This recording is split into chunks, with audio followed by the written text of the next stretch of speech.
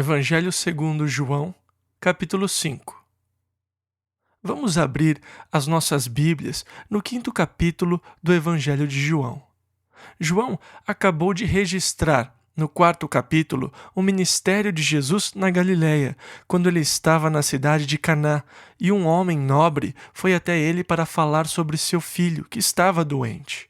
E Jesus falou a palavra, e a 32 quilômetros de distância, o Espírito de Deus fez a obra e curou o filho desse nobre. E assim, depois disso, esta aqui é a continuação, depois do seu ministério em Caná, onde curou o filho do nobre. Versículo 1 ao 8. Depois disto, havia uma festa entre os judeus, e Jesus subiu a Jerusalém. Ora, em Jerusalém há, próximo à porta das ovelhas, um tanque, chamado em hebreu Betesda, o qual tem 5 alpendres. Nestes jazia grande multidão de enfermos, cegos, mancos e ressecados, esperando o movimento da água. Porquanto um anjo descia em certo tempo ao tanque e agitava a água, e o primeiro que ali descia, depois do movimento da água, sarava de qualquer enfermidade que tivesse. E estava ali um homem que, havia 38 anos, se achava enfermo. E Jesus, vendo este deitado, e sabendo que estava neste estado havia muito tempo, disse-lhe: Queres ficar são? O enfermo respondeu-lhe: Senhor, não tenho homem algum que, quando a água é agitada, me ponha no tanque. Mas, enquanto eu vou, desce outro antes de mim. Jesus disse-lhe: Levanta-te, toma o teu leito e anda. E assim João agora está narrando uma outra cena no ministério de Jesus. Nós sabemos que o Evangelho de João é uma seleção de acontecimentos.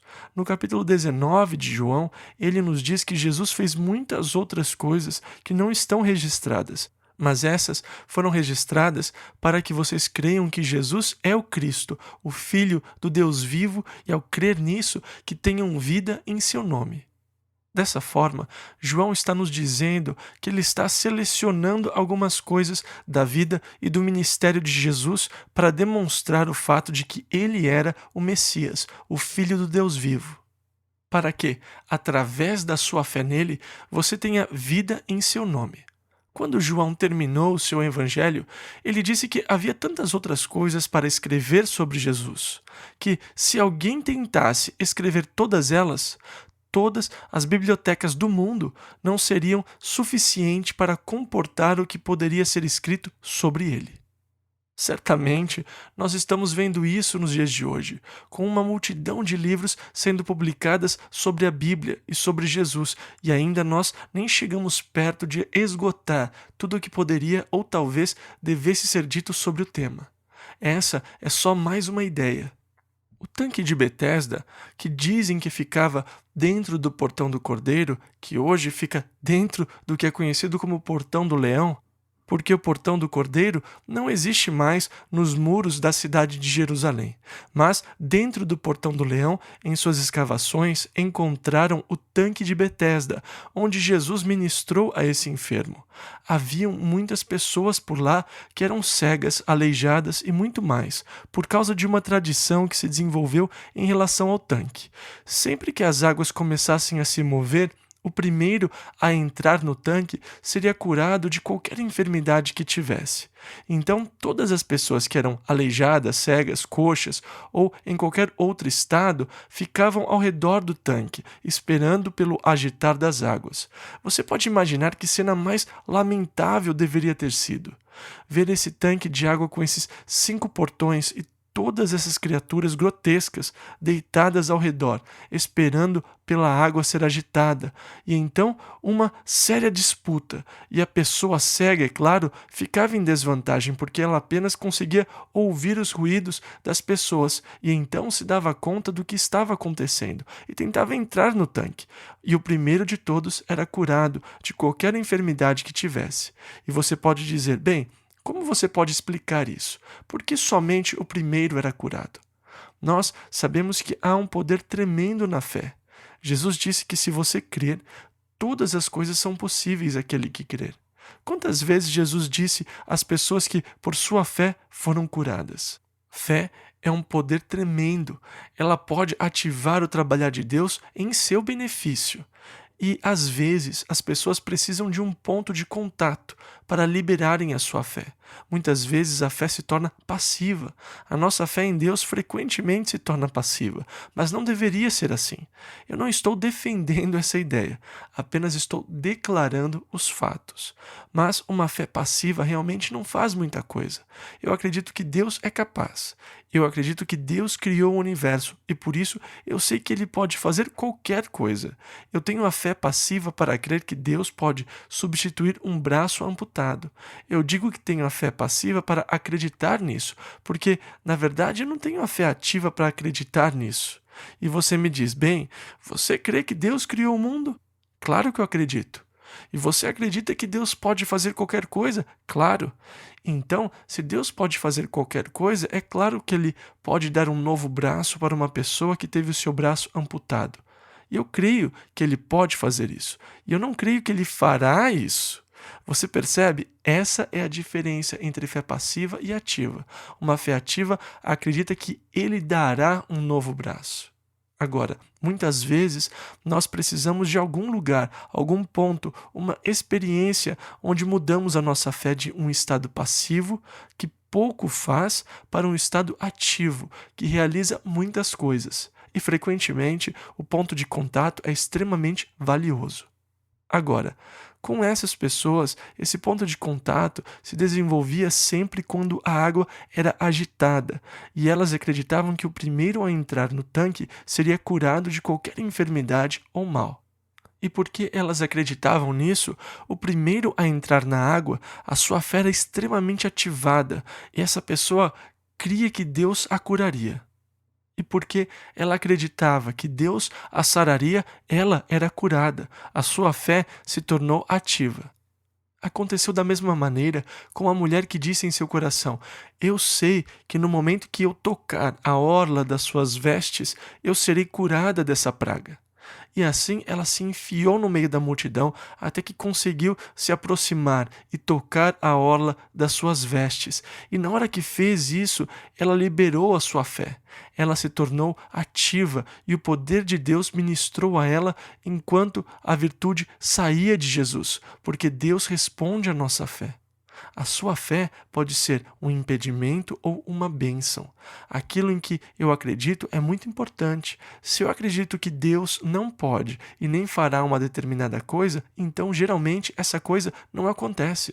Se eu creio que Deus fará certa coisa, então geralmente ela acontece.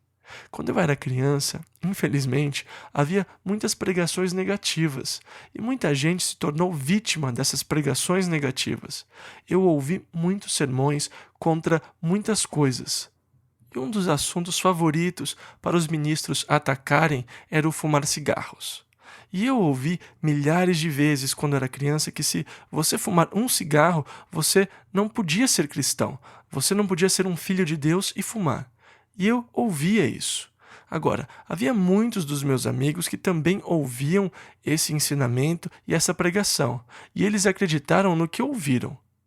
E assim, quando eles começaram a experimentar e fumar cigarros, eles acreditavam, bem, Deus não pode me salvar, eu sou um pecador porque eu fumo, e eu não posso ser salvo enquanto continuar fumando. E porque eles acreditavam que não poderiam ser salvos fumando cigarros, isso se tornou realidade. Eles não podiam ser salvos, eles não podiam crer que Deus podia salvá-los enquanto estivessem presos ao hábito de fumar. Porque o que você cria se tornou a realidade naquele caso, e infelizmente muitas pessoas têm sido destruídas através de pregações negativas. Eu conheci um homem em Tucson que disse: Chuck, eu gostaria de ser cristão, eu gostaria de vir para a igreja. Eu gostaria de viver para o Senhor. E eu costumava ser o diretor dos jovens na nossa igreja quando eu estava crescendo.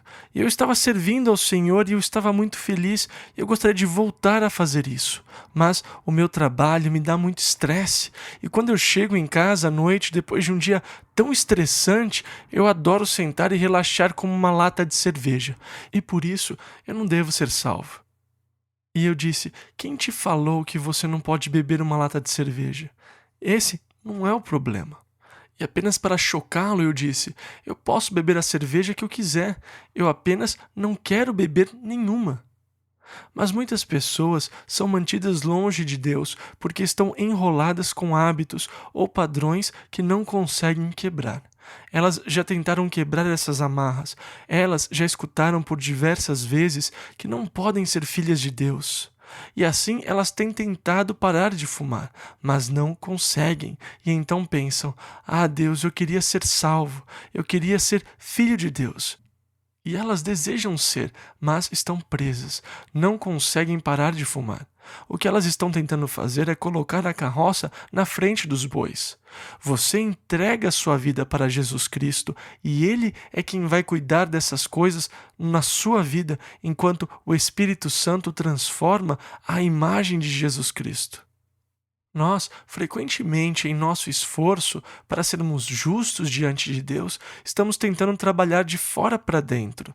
Mas isso é sempre uma dificuldade, se não for uma missão impossível. O Espírito de Deus trabalha de dentro para fora. Ele faz essas mudanças dentro de mim, que acabam refletindo no exterior. E assim a nossa fé, o que eu acredito, se torna uma realidade na minha vida. Mas há essa possibilidade de se ativar a fé e frequentemente o ponto de contato é valioso para conseguir isso. Nós lemos em Tiago 5, versículos 14 e 15. Se tem alguém doente entre vocês, chamem os presbíteros da igreja, para que orem por vocês e os unjam com óleo em nome do Senhor. A oração feita com fé curará o doente e o Senhor o levantará. Agora, quando os presbíteros vêm e ungem com o óleo e impõem as mãos no nome de Jesus e ora pela pessoa, isso permite que o ponto de contato libere a fé. Ah, eu sei que assim que os presbíteros chegarem aqui e me ungirem com óleo e orarem por mim em nome do Senhor, eu serei curado. Bendito seja Deus, eu mal posso esperar para eles virem logo. Louvado seja Deus. Quando a campainha toca, a pessoa logo pensa: graças a Deus, eles já estão aqui e eu serei curado agora, em apenas alguns instantes, na hora que eles colocarem as suas mãos sobre mim e me ungirem com óleo no nome do Senhor. E porque eu creio na promessa de Deus e acredito na palavra de Deus, no momento que eles colocarem as suas mãos sobre mim no nome de Jesus e orarem por mim, eu serei curado. Por quê? Porque eu agora acionei ou ativei a fé. Não é mais se Deus pode me curar, mas Deus está me curando agora, nesse momento. E então, aquelas pessoas ficavam ao redor do tanque, esperando pelo agitar das águas, porque isso criava um ponto de contato com a liberação da sua fé para aquela obra que Deus queria fazer em suas vidas. Mas esse homem era paralítico por 38 anos, e ele estava por lá há bastante tempo. Mas ele estava tão incapacitado que sempre que as águas eram agitadas, até ele chegar e entrar no tanque, alguém já havia chegado primeiro. E assim ele permanecia na sua condição de paralítico, tendo esperança e esperando que um dia ele pudesse ser o primeiro. E pelo que parece, ele não tinha nenhum amigo para o ajudar. Ninguém do seu lado para que assim que as águas começassem a se mover, o atirasse no tanque. Dessa forma, ele estava lá nesse estado de desesperança. E Jesus disse: você quer ser curado? E ele traz o seu problema para Jesus. É claro que eu quero ser curado, mas não tem ninguém para me ajudar. Sempre quando as águas são agitadas, alguém chega primeiro. E então Jesus ordenou a ele para fazer o impossível. Jesus disse: levante-se, tome a sua cama e ande. E eu amo o fato de que Jesus sempre dá ordens impossíveis às pessoas, porque sempre que o Senhor lhe dá uma ordem impossível, você está diante de duas opções. A primeira, você pode obedecer o comando que Jesus deu para você, ou você pode discutir a ordem. Agora, esse homem poderia ter dito: quem você está tentando enganar? Eu lhe disse que eu não tenho ninguém para me ajudar, e as águas não estão agitadas agora. Você acha que, se eu pudesse carregar a minha cama daqui, eu estaria aqui todo esse tempo? Faz 38 anos que eu vivo assim, eu não consigo levantar de jeito nenhum. E ele poderia debater o comando de Jesus e permanecer impotente, mas ele fez uma sábia escolha. Ele escolheu obedecer à ordem de Cristo. E nós lemos, versículo 9: Logo aquele homem ficou são e tomou o seu leito e andava. Ele escolheu obedecer o comando de Cristo, embora ele soubesse que era uma ordem impossível. Agora, muitas vezes, o Senhor nos dá comandos que para nós parecem ser impossíveis. Talvez haja uma área de fraqueza na nossa vida com a qual temos lutado por anos, que tem nos mantido num estado de derrota. E o Senhor disse: tudo bem, agora não faça isso de novo. E nós dizemos: o Senhor não sabe como eu gostaria de parar com isso. O Senhor não sabe como eu me sinto miserável quando eu faço isso. Eu não tenho alegria com isso. E nós discutimos com Jesus. E nós contamos para Ele sobre todas as vezes que tentamos. Nós contamos sobre todos os programas que nós tentamos, sobre todos os livros que lemos, sobre todo o dinheiro que gastamos tentando mudar nossos padrões comportamentais. E eu ainda permaneço o mesmo. E debatemos com Ele ao invés de estarmos dispostos a obedecer. Nós precisamos aprender uma coisa.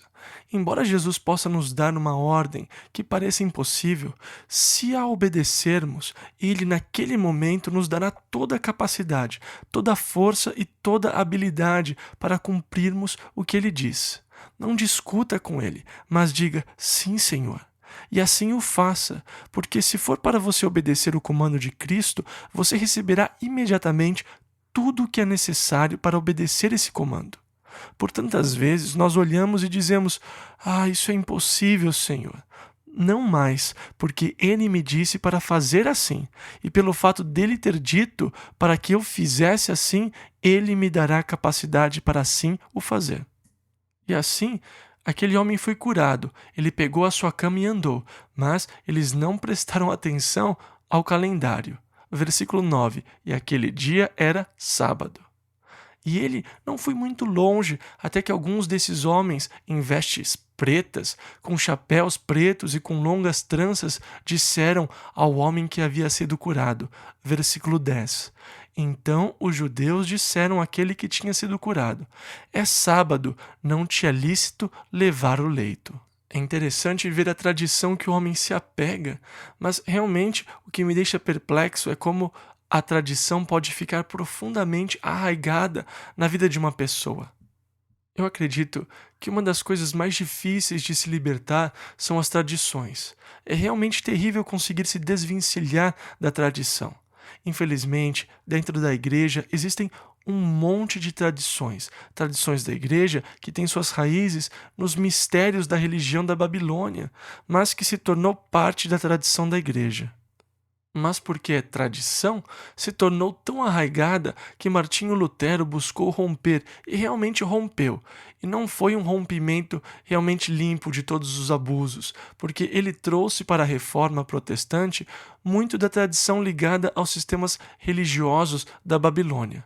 Como Jesus escreveu para a igreja de Sardes, a reforma protestante, ele disse: Eu não achei as suas obras perfeitas diante de mim.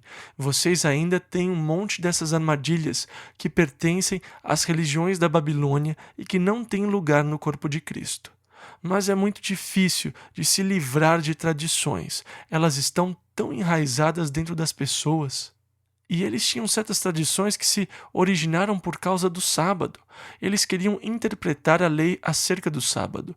Eles tinham o que é conhecido como Mishnah, que são os comentários das leis de Moisés. E no Mishnah, cerca de 23 capítulos eram dedicados à interpretação das leis do sábado. Como Deus disse: lembre-se do sábado para santificá-lo. 6 dias trabalharão e farão suas tarefas, mas o 7º é o dia do descanso. E assim lembrem-se do sábado para santificá-lo. Só que eles começaram a tentar interpretar essa lei em específico, e em 23 capítulos do Mishnah você encontra interpretações dessa lei como o que constitui carregar um peso no dia de sábado. Uma vez, quando nós estávamos em Jerusalém, num sábado, o nosso ônibus estava descendo uma rua e havia esse garoto judeu que parecia ter 10 ou 12 anos, com roupa e chapéu pretos e longos cachos. Quando o ônibus passou, ele estava enfurecido pelo ônibus estar circulando no dia de sábado e ele fez todos os tipos de caras para nós. Finalmente, ele mostrou a língua para nós porque estávamos ousando viajar num ônibus no dia de sábado. Agora, eu acho que era lícito mostrar a língua naquele dia. Bem, havia algumas áreas da cidade de Jerusalém em que não podíamos ir de ônibus, e algumas áreas tinham barricadas. E se nós tentássemos nos aproximar dessas áreas com ônibus, embora não fosse lícito carregar nenhum peso no sábado, as pessoas nos tacariam pedras. E este homem aqui foi coagido porque estava carregando uma cama no sábado. Ei, camarada, hoje é sábado, não é lícito carregar a sua cama. Versículo 11: E ele respondeu-lhes: Aquele que me curou, ele próprio disse: Toma o teu leito e anda. Agora, eles, sem dúvida, conheciam esse homem. Jerusalém não tinha tanta gente assim, e um homem que esteve paralítico por 38 anos se tornaria um tipo de figura pública, e as pessoas o conheciam, o reconheciam. E assim, ele deixou claro para eles que ele foi curado. É claro que se alguém pode me curar depois de 38 anos de paralisia, tem um tipo de autoridade, e assim ele me disse para pegar a minha cama e andar. Versículo 12 ao 14. Perguntaram-lhe, pois, quem é o homem que te disse, toma o teu leito e anda? E o que fora curado não sabia quem era, porque Jesus se havia retirado, em razão de, naquele lugar, haver grande multidão. Depois, Jesus encontrou-o no templo e disse-lhe: Eis que já estás são, não peques mais, para que não te suceda alguma coisa pior.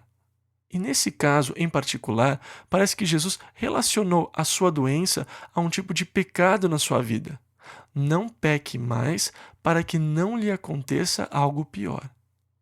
Pode haver uma ligação entre pecado e uma determinada enfermidade.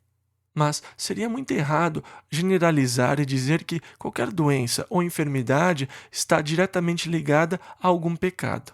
Esse é o erro que os amigos de Jó cometeram, e esse é um erro que frequentemente as pessoas cometem, até mesmo inconscientemente, quando pessoas estão bastante doentes ou aflitas, e infelizmente existem esses evangelistas de hoje que meio que promovem esse falso conceito. Se você tivesse fé suficiente, você poderia ser curado. Conserte a sua vida. Deus quer curar a todos. E se você não está curado é porque há algo de errado com a sua fé. E tudo o que estão fazendo é colocar um peso extra sobre os doentes, justamente o que eles não precisam. Eles fazem com que se sintam culpados ou, muito pior, em suas condições. Deus tem um julgamento especial para consoladores como esses. E esse homem não sabia quem Jesus era até que o encontrou no templo. E a sua situação tinha alguma ligação com algum pecado na sua vida. E Jesus apenas o advertiu: não peque mais para que não lhe aconteça algo pior. Jesus ensinou que, quando um espírito imundo sai de um homem, passa por lugares áridos, procurando descanso. Como não o encontra, diz: voltarei para a casa de onde saí. Chegando, encontra a casa desocupada, varrida e em ordem. E então vai e traz consigo outros 7 espíritos piores do que ele, e entrando passam a viver ali, e o estado final daquele homem torna-se pior do que o primeiro. Nós lemos isso em Mateus 12, versículo 43 ao 45. A Bíblia nos diz que seria melhor não ter conhecido o caminho da verdade do que o conhecer e o rejeitar. Se você experimentou a obra de Deus na sua vida, você então tem certas responsabilidades para com Deus. E você veio a Deus através de alguma obra na sua vida. E então você tem uma responsabilidade definida para com Deus. E não é somente abrindo a sua vida para a obra de Deus, mas abrindo a sua vida para o próprio Deus. Versículo 15. E aquele homem foi e anunciou aos judeus que Jesus era o que o curara. E isso foi algo pelo qual os judeus nunca perdoaram Jesus. Foi também por isso que Jesus foi levado para a cruz, por causa da violação da sua tradicional interpretação do sábado. Versículo 16. E por esta causa, os judeus perseguiram a Jesus e procuravam matá-lo, porque fazia estas coisas no sábado. Para eles, a tradição de se guardar as leis era mais importante do que curar um homem. Jesus disse a eles uma vez: qual de vocês, se tivesse um boi ou um jumento e um deles caísse numa vala num sábado, vocês não o resgataria? Agora, se vocês se preocupam assim com um animal estúpido, vocês não acham que Deus se preocupa com uma pessoa que precisa de ajuda, seja num sábado ou não? E assim, eles buscavam perseguir Jesus porque ele havia feito isso num sábado. Versículo 17. E Jesus lhes respondeu: meu Pai trabalha até agora, e eu trabalho também. Você não fica feliz porque o Pai trabalha de sábado? Como seria se Deus folgasse todos os sábados? Pense na bagunça que o mundo se tornaria, tentando se recuperar da folga que Deus tira aos sábados.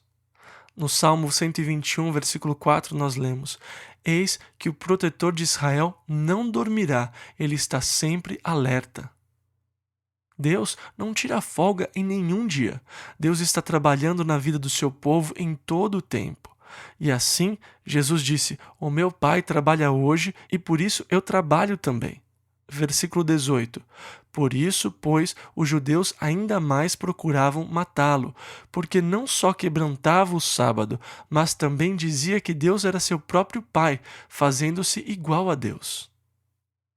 E existem aqueles hoje que dizem: bem, Jesus nunca afirmou ser Deus, que isso é coisa de outros tentando colocar ao redor dele uma aura e uma divindade. Essas pessoas, estudando os registros hoje, leem isso ou entendem isso ao estudar os registros hoje. Aquelas pessoas com quem Jesus conversou sabiam exatamente o que ele estava querendo dizer e o que ele estava dizendo de fato. Eles não tinham nenhum problema em entender as afirmações de Jesus, porque se ele estava dizendo que era o Filho de Deus, eles sabiam que ele estava se colocando em igualdade com Deus, e eles queriam matá-lo por isso. Versículo 19. Mas Jesus respondeu e disse-lhes. Então Jesus começa a conversar com eles agora, enfatizando o que ele está dizendo com essas palavras. Na verdade, na verdade. A repetição de palavra é para dar ênfase. Isso quer dizer, tudo bem, agora ouçam isso. Eu quero dizer que é realmente para chamar a atenção deles para o que ele tem a dizer. Versículo 19. Na verdade vos digo que o Filho por si mesmo não pode fazer coisa alguma, se o não vir fazer o Pai, porque tudo quanto ele faz, o Filho o faz igualmente. E assim Jesus está afirmando aqui que suas obras são as obras de Deus, que elas não são suas próprias obras, que ele está mostrando a eles a obra de Deus e fazendo a obra de Deus. Eu trouxe cura ao homem, mas foi Deus quem trouxe a cura. Eu não trabalho sem Deus, eu estou trabalhando em total harmonia com Deus. Vocês estão me acusando por trabalhar no sábado, mas essa é a obra de Deus que foi trabalhada no sábado. Vocês não conseguem enxergar isso? Mas eles não conseguiam porque as tradições os cegaram. Versículo 20. Porque o Pai ama o Filho e mostra-lhe tudo o que faz, e ele lhe mostrará maiores obras do que estas, para que vos maravilheis. Deus vai continuar a trabalhar e até mesmo realizar obras ainda maiores para que vocês fiquem maravilhados. Versículo 21. Pois assim como o Pai ressuscita os mortos e os vivifica, assim também o Filho vivifica aqueles que quer. E assim, ao seguirmos o ministério de Jesus, nós o encontramos ressuscitando o filho da viúva na cidade de Naim, a filha de Jairo em Cafarnaum e finalmente Lázaro, que estava morto.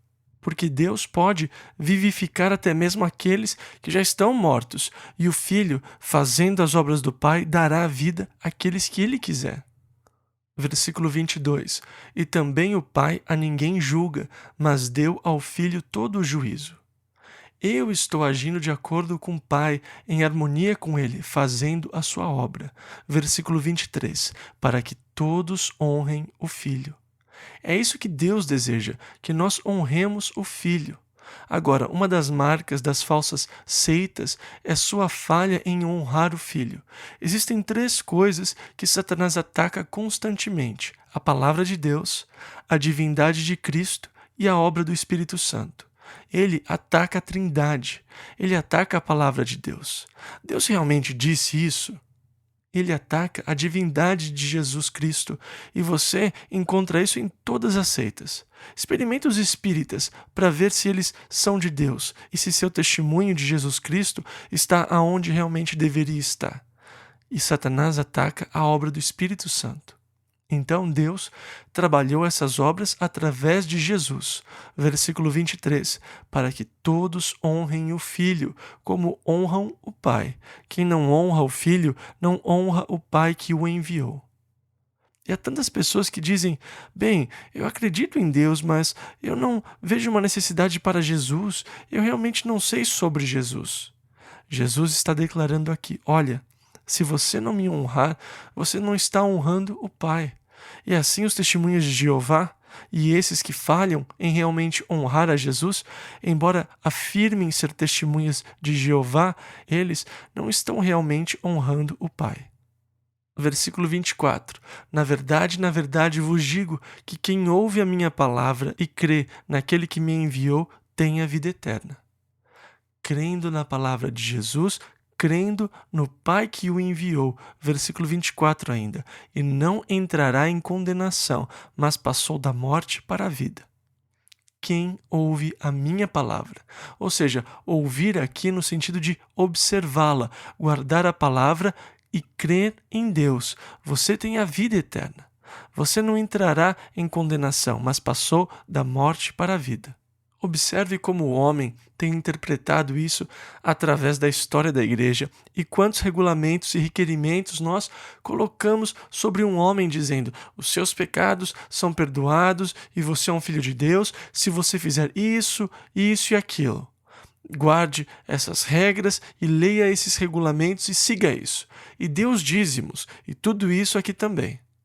E nós colocamos todo esse peso sobre essas pessoas, quando na verdade Jesus disse: prestem atenção, se vocês apenas ouvirem a minha palavra e crer naquele que me enviou, você tem vida eterna, você não será condenado, você passou da morte para a vida. É a obra de Satanás condenar os filhos de Deus, e ele é um grande adepto disso, ele nunca para. Os anjos, no livro de Apocalipse, clamam, lá no capítulo 12, versículo 10, o acusador de nossos irmãos é derrubado, o qual diante do nosso Deus os acusava de dia e de noite. O acusador dos irmãos. Este é um dos títulos de Satanás. E como ele nos acusa, mas se você ouvir a palavra de Jesus e crer em Deus, você terá a vida eterna. Você não será condenado, mas você passou da morte para a vida. Versículo 25. Em verdade vos digo que vem a hora, e agora é, em que os mortos ouvirão a voz do Filho de Deus, e os que a ouvirem viverão. Jesus estava prestes a ir ao inferno e pregar para aquelas almas na prisão, para as libertar do cativeiro. A hora estava chegando, estava muito perto, em que os mortos ouviriam a voz do Filho de Deus, e os que ouvissem viveriam. Versículos 26 e 27. Porque, como o Pai tem a vida em si mesmo, assim deu também ao Filho ter a vida em si mesmo, e deu-lhe o poder de exercer o juízo, porque é o Filho do homem. E Jesus disse, como veremos mais à frente em João mesmo, no capítulo 10, versículo 18, ninguém tira a minha vida de mim, mas eu de mim mesmo a dou. Tenho poder para dar e poder para tornar a tomá-la. E assim como o Pai tem a vida em si mesmo, o Filho também tem a vida dentro de si mesmo e o poder de dar vida, autoridade. E Deus tem dado a ele a autoridade de exercer julgamento, porque é o Filho do homem. Versículo 28. Não vos maravilheis disto, porque vinha a hora em que todos os que estão nos sepulcros ouvirão a sua voz. Jesus está falando sobre o ministério que ele, muito em breve, terá junto daqueles fiéis que com Abraão estavam esperando pelo cumprimento da promessa de Deus. Lemos em Hebreus 11:13: todos estes morreram na fé, sem terem recebido as promessas, mas vendo-as de longe, crendo-as e abraçando-as. E assim esperaram para que essa redenção fosse cumprida. Versículos 29 e 30. E os que fizeram o bem sairão para a ressurreição da vida, e os que fizeram o mal para a ressurreição da condenação. Eu não posso de mim mesmo fazer coisa alguma. Como ouço, assim julgo, e o meu juízo é justo, porque não busco a minha vontade, mas a vontade do Pai que me enviou. E Jesus, mais uma vez, está declarando que ele está trabalhando em perfeita harmonia com o Pai. Mais tarde, ele dirá a Filipe: as palavras que eu vos digo, não as digo de mim mesmo, mas o Pai, que está em mim, é quem faz as obras. Leremos isso em João 14:10. E o mesmo testemunho ele está dando aqui. O que eu estou fazendo, só estou fazendo porque eu vi o Pai fazer. Eu estou fazendo as obras do Pai no meio de vocês. Versículo 31. Se eu testifico de mim mesmo, e agora ele vai falar do testemunho dele, mas ele disse: se eu testifico de mim mesmo, o meu testemunho não é verdadeiro. Não que não fosse um testemunho verdadeiro, mas eles não aceitariam um testemunho se ele testificasse de si mesmo. Versículo 32 ao 35. Há outro que testifica de mim, e sei que o testemunho que ele dá de mim é verdadeiro. Vós mandastes mensageiros a João, e ele deu testemunho da verdade. Eu, porém, não recebo testemunho de homem, mas digo isto para que vos salveis. Ele era a candeia que ardia e alumiava, e vós quisestes alegrar-vos por um pouco de tempo com a sua luz. E então Jesus está dizendo: assim, se eu testemunhasse de mim mesmo, isso seria aceitável, mas João testificou de mim, e vocês foram até ele e o ouviram, e vocês foram satisfeitos em andar na luz que ele trouxe. Mas Jesus disse também: eu nem mesmo aceito o testemunho de João como a prova final de quem eu sou. Versículo 36. Mas eu tenho maior testemunho do que o de João, porque as obras que o Pai me deu para realizar, as mesmas obras que eu faço, testificam de mim, que o Pai me enviou. E assim Jesus está apelando para os milagres e para as obras que ele fez como testemunho da sua autoridade e da sua origem. Agora, Nicodemos foi até ele e disse: Rabi, bem sabemos que és mestre, vindo de Deus, porque ninguém pode fazer estes sinais que tu fazes se Deus não for com ele. E Nicodemos reconheceu isso como um válido testemunho quando ele foi até Jesus. Filipe disse a Jesus: Senhor, mostra-nos o Pai, o que nos basta. Disse-lhe Jesus: estou há tanto tempo convosco e não me tendes conhecido, Filipe? Quem me vê a mim, vê o Pai. E como dizes tu: mostra-nos o Pai? Não crês tu que eu estou no Pai e que o Pai está em mim? As palavras que eu vos digo, não as digo de mim mesmo, mas o Pai, que está em mim, é quem faz as obras. Crede-me que estou no Pai, e o Pai em mim. Crede-me ao menos por causa das mesmas obras. Leremos isso também aqui mesmo em João 14, do versículo 8 ao 11. E ele chama de testemunho da sua autoridade as obras que ele estava fazendo, porque estava fazendo as obras de Deus. E elas são uma poderosa testemunha de quem ele é. E negar que Jesus é o Cristo, o Filho de Deus, é negar os milagres e obras que ele realizou.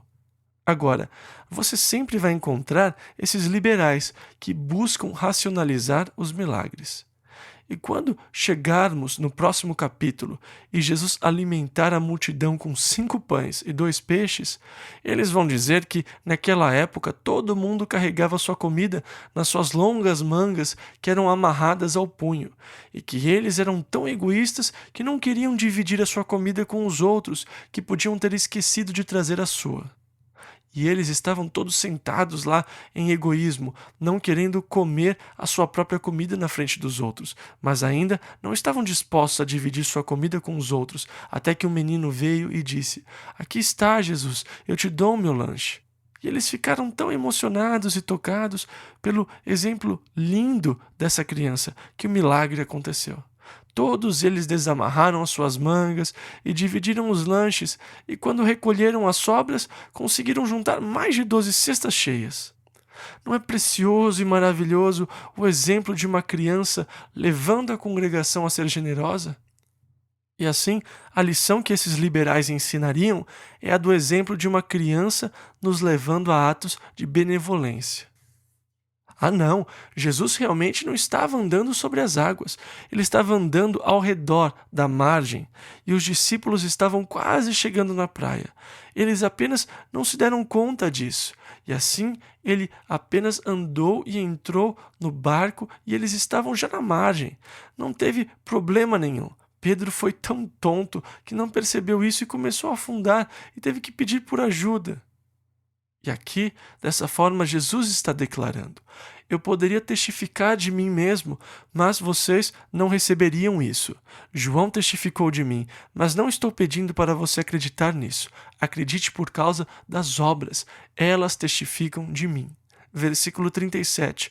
E o Pai que me enviou, ele mesmo testificou de mim. O Pai é minha testemunha. Quando Jesus foi batizado, Deus falou do céu e disse: esse é o meu Filho amado, em quem me comprazo. O Pai testifica de mim. Mas Jesus não estava se referindo a isso. Ele estava se referindo ao Velho Testamento, onde Deus testificou do seu Filho, que ele mandaria para esse mundo. O próprio Pai testificou de mim. Versículos 37 e 38. Vós nunca ouvistes a sua voz, nem vistes o seu parecer, e a sua palavra não permanece em vós, porque naquele que ele enviou não credes vós. Vocês não conhecem o Pai. Vocês nunca ouviram o Pai, mesmo tendo-o buscado nas Escrituras. Agora, isso é frequentemente mal interpretado. As pessoas pensam que Jesus está dizendo: vá para casa e busque as Escrituras. Ele não está dizendo isso, ele está dizendo: faça isso. Versículo 39. Examinais as Escrituras, porque vós cuidais ter nelas a vida eterna, e são elas que de mim testificam. Pedro disse em sua epístola: por que não vos fizemos saber a virtude e a vinda de nosso Senhor Jesus Cristo, seguindo fábulas artificialmente compostas? Mas nós mesmos vimos a sua majestade, porquanto ele recebeu de Deus Pai honra e glória, quando da magnífica glória lhe foi dirigida a seguinte voz: este é o meu Filho amado, em quem me tenho comprazido.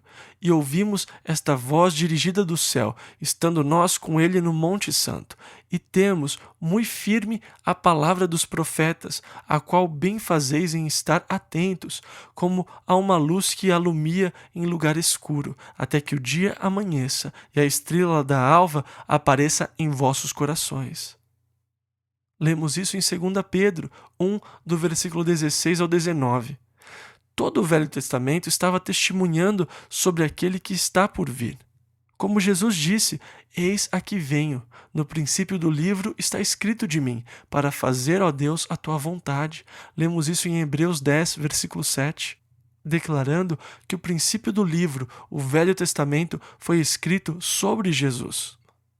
Agora, Jesus está dizendo para eles: vocês realmente não ouviram a voz de Deus. Vocês buscam nas Escrituras porque nelas vocês acham que tem vida eterna.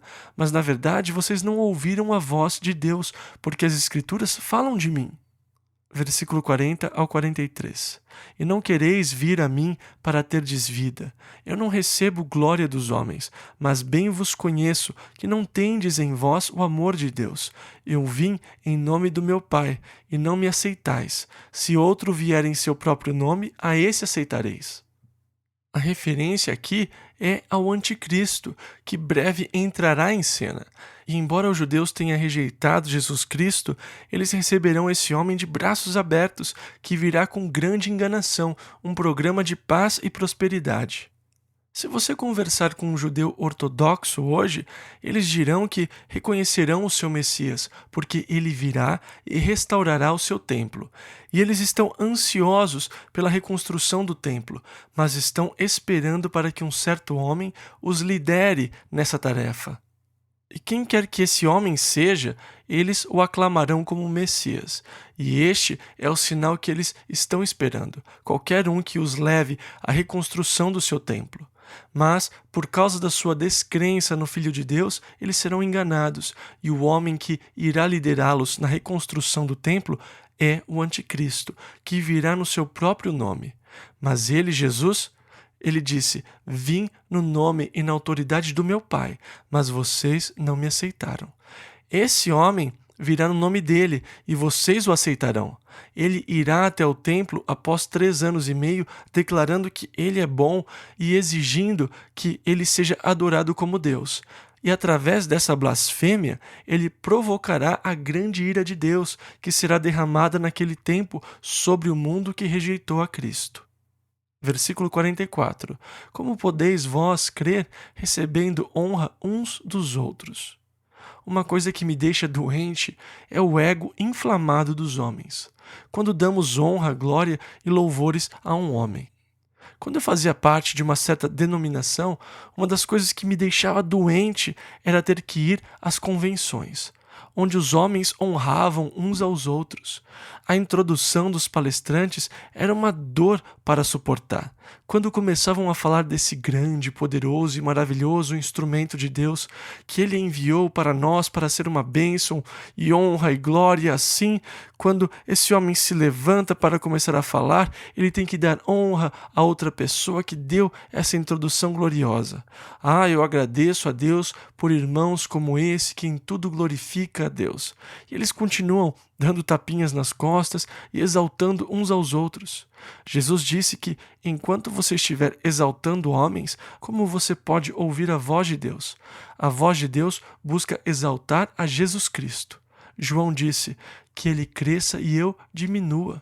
E da mesma forma, falam os verdadeiros filhos de Deus. Ao invés de buscar honra e glória dos homens, ele está buscando a honra e glória de Deus. E Jesus disse: como você pode crer recebendo honra uns dos outros? Versículos 44 e 45. E não buscando a honra que vem só de Deus. Não cuideis que eu vos hei de acusar para com o Pai. Há um que vos acusa, Moisés, em quem vós esperais. Porque se vós cresceis em Moisés, creríeis em mim, porque de mim escreveu. Moisés é quem acusará vocês, Jesus está dizendo. Agora, a lei veio por Moisés. A graça e a verdade vieram por Jesus Cristo. Jesus disse: eu não vim para condenar o mundo, mas que o mundo através de mim possa ser salvo. E quem crê não é condenado, mas aquele que não crê já está condenado. Moisés está acusando você.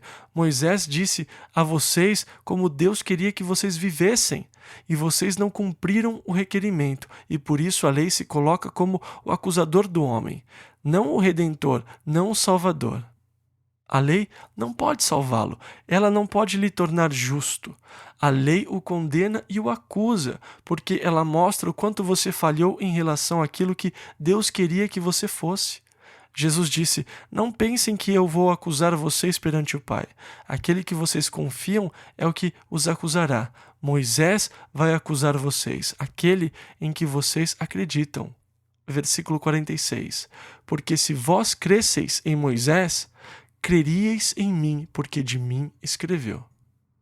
Agora, voltando aos 5 primeiros capítulos, encontramos Jesus dizendo: vocês examinam as Escrituras, porque vocês acham que nelas terão a vida eterna, mas na verdade elas testificam de mim.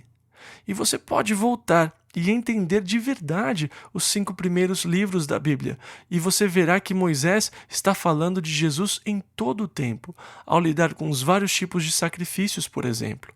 E ele está falando sobre Jesus, que seria o maior de todos os sacrifícios pelo pecado e que seria oferecido em favor de toda a humanidade.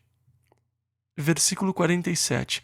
Mas, se não credes nos seus escritos, como crereis nas minhas palavras? Porque, na verdade, Moisés estava declarando a minha palavra. E Jesus aqui está declarando a autoria dos livros do Velho Testamento.